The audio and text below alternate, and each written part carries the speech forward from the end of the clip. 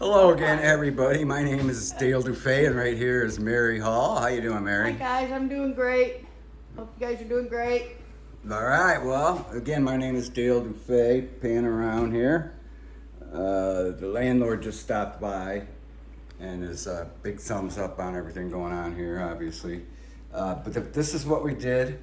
The last day we worked, we had a couple days off because of Memorial Day, and but we're back at work here. I'm going to show you what we did on that day, which is remove.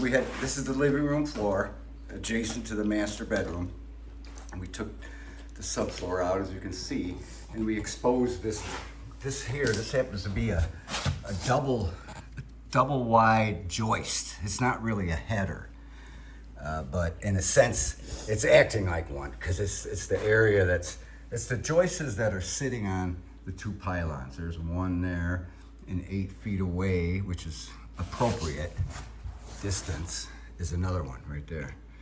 So those pylons just happen to be under this double joist.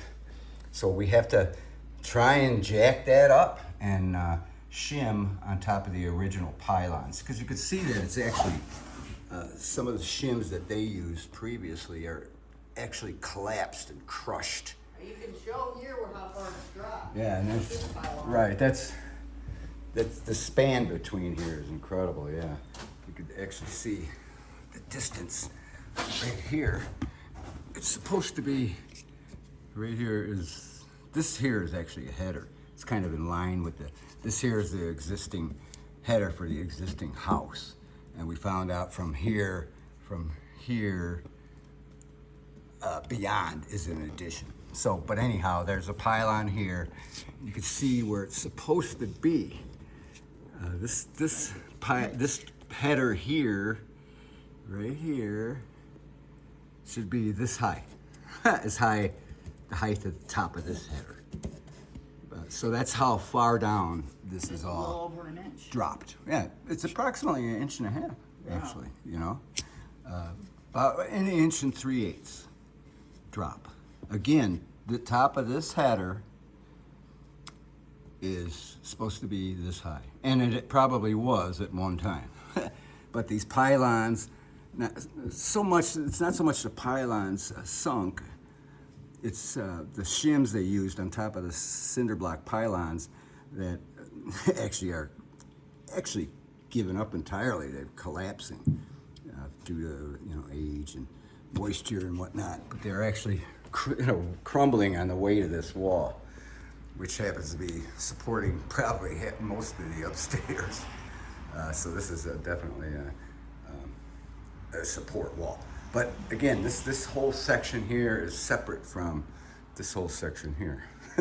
So they actually even have the joists going a totally different direction. Here they're going east and west, and here they're going north and south. And again, it's too bad they didn't make this more of a header. It is doubled up, this double joist right here. This is what we have to jack up.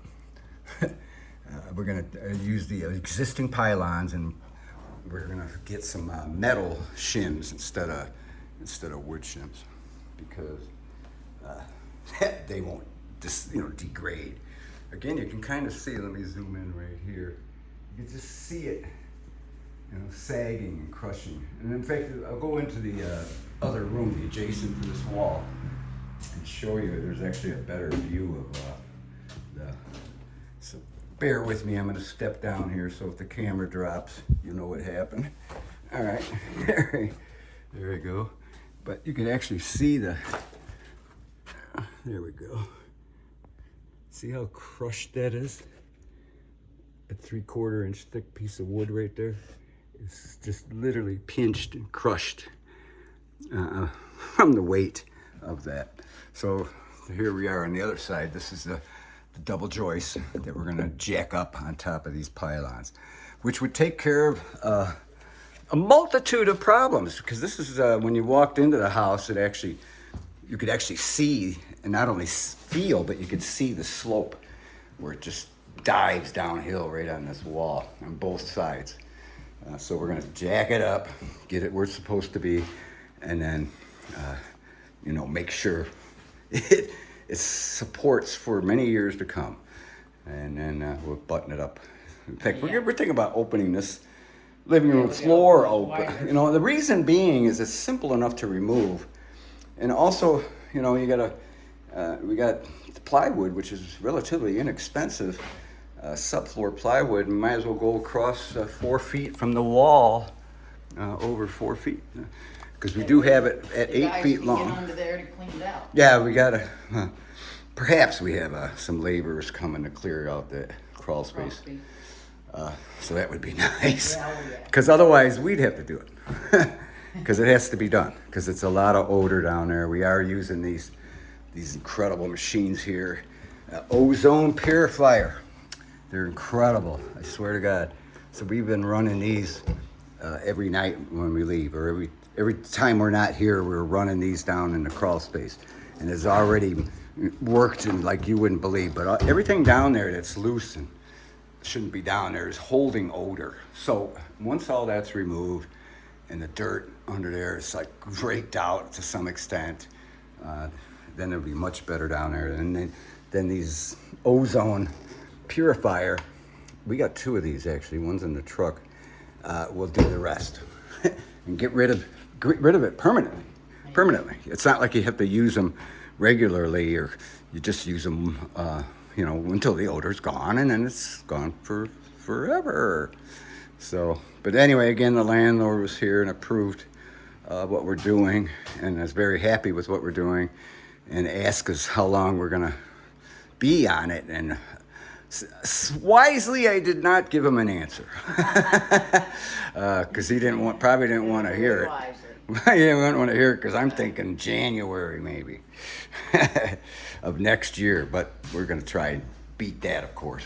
We're going to try and get this place winterized so we can live here. Yeah.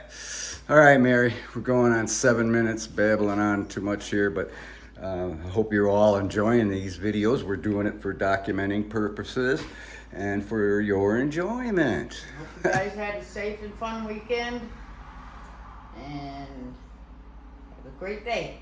All right, Mary. With that, we thank you for watching, and we'll talk at you later. Love you.